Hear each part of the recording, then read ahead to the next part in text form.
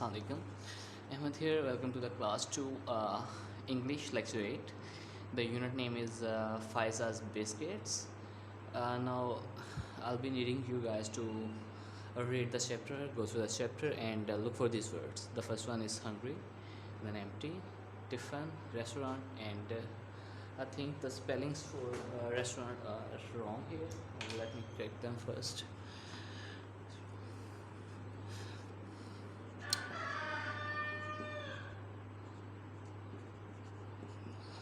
Okay. The next word is carrying. Now look for these words and mark them for dictation.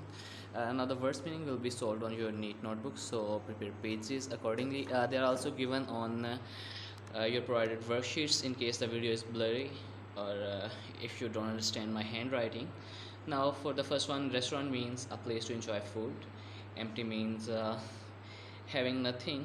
Tiffin means a box to carry food.